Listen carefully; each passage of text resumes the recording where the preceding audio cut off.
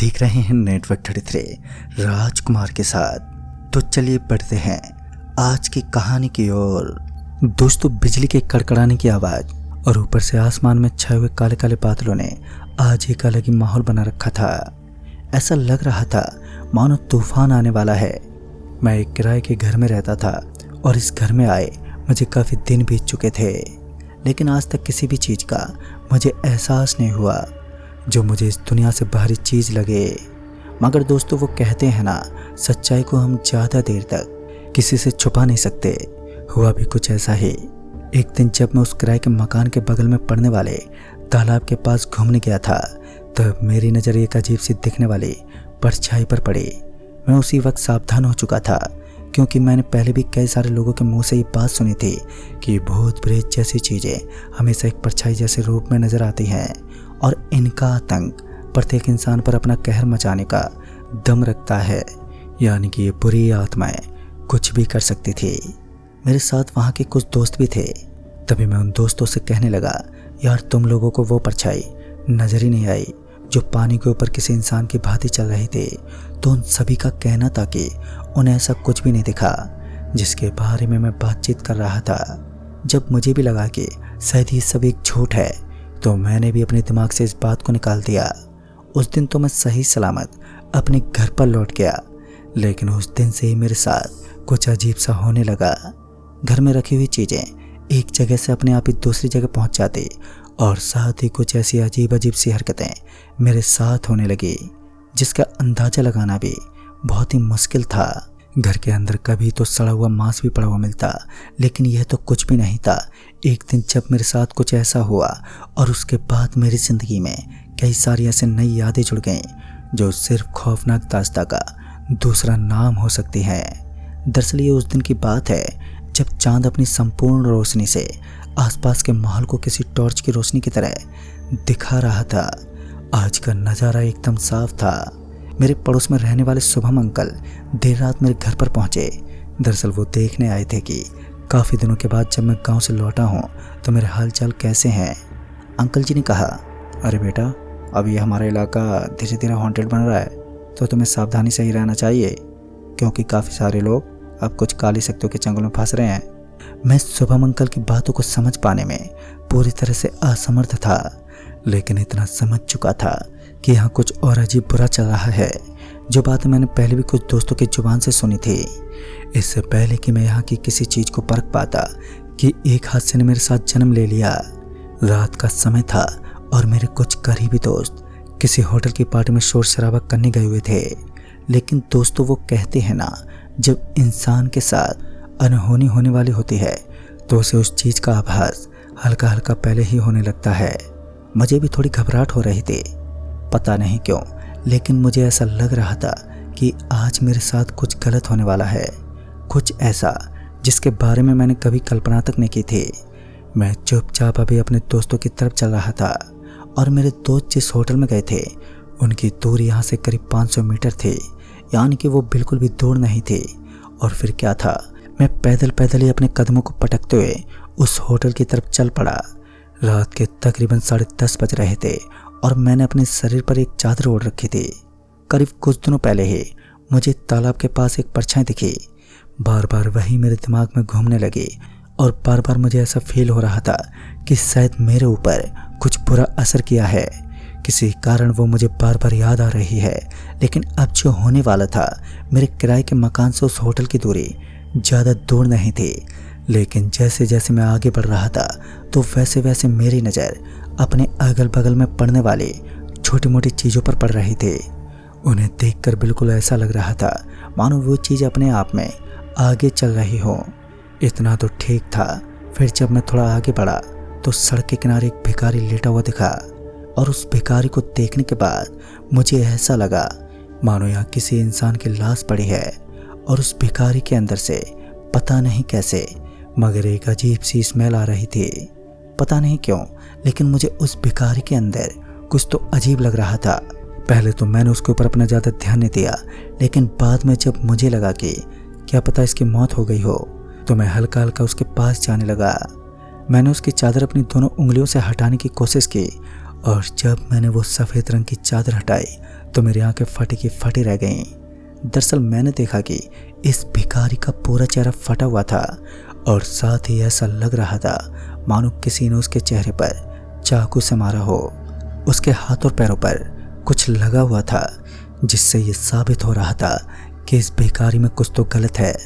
फिर मैं तुरंत ही पीछे पलट गया और मैं अपनी किस्मत को कोसने लगा। मेरी आंखों के सामने मुझे ऐसा नज़ारा दिख रहा था जो वाकई डरावना था। उस समय मेरी बुरी हालत हो चुकी थी जिस कारण मैं अपने कदमों को तेज तेज उस होटल की तरफ बढ़ाने लगा। इससे पहले कि मैं होटल के पास पहुंच पाता मुझे अपने पीछे से किसी के कदमों की आवाज़ आई। मैं पीछे मुड़कर देखना चाहता तो नहीं था लेकिन मुझसे रहा नहीं गया, क्योंकि जब मैं पीछे मुड़ा तो वही भिखारी था जिसका पूरा बदन गंदी बदबू के मारे सड़ रहा था। मानो यह भिखारी किसी कूड़े से बाहर निकल कर आया हो। और उस भिखारी की शक्ल भी बड़ी अजीब लग रही थी। और मैं अब भी चुपचाप हल्का हल्का पीछा देखता हुआ आगे बढ़ रहा था। तभी मेरे पाँव में एक पत्थर लगा और एक पत्थर लगने की वजह से मैं वहीं ज़मीन पर गिर पड़ा। मेरे हाथों पर थोड़ी चोट तो लगी लेकिन मैं किसी तरह अपने आप को सहलाते उठा और आगे की तरफ बढ़ने लगा। आज मैं रास्ते को पार करते करते बुरी तरह थक चुका था। पता नहीं क्यों लेकिन मेरी बाहों में दर्द होने लगा और मुझे अपने शरीर में एक कमजोरी जैसा कुछ महसूस हो रहा था। पता नहीं क्या चल रहा था लेकिन जो भी हो मुझे अब तक सब कुछ बड़ा बेचैन और अजीब लगने लगा। जब मैं उस भिखारी को देखने के लिए एक बार फिर पीछे मुड़ा तो अब वो मुझे दूर दूर तक ना कहीं भी नजर आया और वो अचानक ही गायब हो गया। मगर खौफ ने मेरे अंदर एक ऐसी दस्तक को पैदा कर दिया जो मिट नहीं सकती थी। शायद वो भिखारी जैसा जीव एक शैतान था जो अब मेरे पीछे पड़ा हुआ था। मैं कोशिश में था कि कहीं वो मुझे नजर ना जाए और मैं चुपचाप यहाँ से निकल जाऊं। और इसी तरह घूमते फिरते मुझे तो पता ही नहीं चला कि आखिर मैं किस जगह पर पहुंच गया। मैं किसी पागल कुत्ते की तरह इधर उधर भटकता हुआ एक शैतानी गली में आ चुका था और एक ऐसा रास्ता जिसके दोनों तरफ कुछ लंबी लंबी झाड़ियाँ जैसी मुझे नजर आ रही थी। कुछ अजीब अजीब चीज और कुछ लोग भी थे जो सर्द रात से बचने के खातिर आग जलाकर उसके चारों तरफ एक छोटा सा झुंड बनाकर बैठे हुए थे। तभी मैं उनके पास जाने की फिराक में था लेकिन फिर सामने से मुझे कोई अपनी ओर आता हुआ दिखा। पहले तो मुझे लगा कि ये मेरा दोस्त अरुण ही होगा जो आज अपने दोस्तों के साथ पार्टी अटेंड करने गया हुआ था, लेकिन वो कोई और ही था जिसका शरीर ही भारी लग रहा था। और उस आदमी का हट्टा कट्टा शरीर देखकर मैं उसे अपनी ओर आने का इशारा करने लगा। लेकिन मुझे क्या पता था कि जिस शख्स को मैं अपनी तरफ बुला रहा हूँ वही तो शैतान का असली चेहरा है। शायद उस आदमी की यही चाहत थी। जैसे ही मैंने उसकी तरफ इशारा किया तो वो अपने कदमों को मेरी तरफ बढ़ाने लगा और मेरे दिल की धड़कनें अभी भी तेज होती जा रही थी। उस आदमी का पूरा चेहरा बड़ा ही अजीब था। ऐसा लग रहा था मानो वो उस भिखारी की टू कॉपी है। उसी की जैसी शक्ल और उसी के जैसे बड़े बड़े हाथ मुझे नजर आ रहे थे। साथ ही उस आदमी के बदन से बिल्कुल ऐसी ही बदबू निकल रही थी जो मुझे पहले महसूस हुई थी। उसके बाद तो एक नज़ारे ने मेरी ज़िंदगी के एक ऐसे मोड़ को जन्म दिया जो सच में मेरी ज़िंदगी के लिए बेहद खतरनाक साबित हुआ। दरअसल उस आदमी के शरीर में अचानक ही बदलाव होने शुरू हो गए।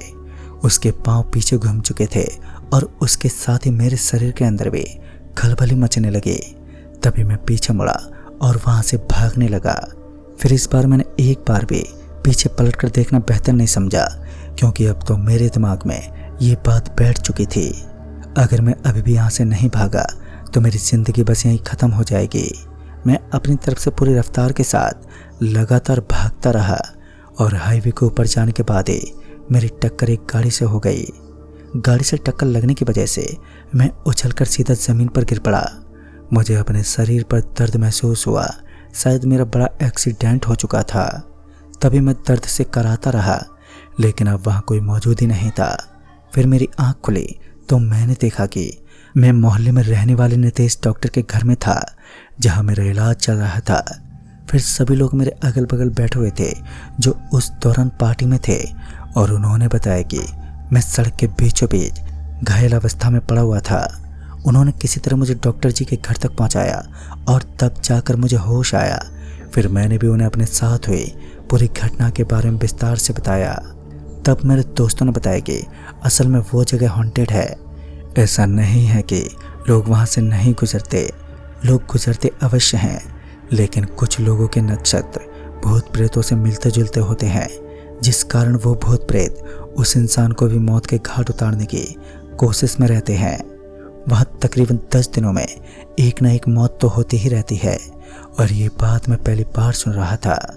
साथ ही मेरे दोस्तों का कहना है कि वहाँ एक भिखारी की मनहूस आत्मा भटकती हुई दिखाई देती है, जो लोगों को कभी भी मौत के रास्ते पर पहुंचाने का प्रयत्न करती है।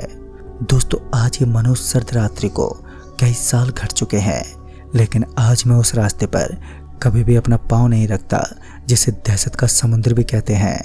तो दोस्तों, इस कहानी में बस इतना ही। तब तक के लिए बाय एंड टेक केयर।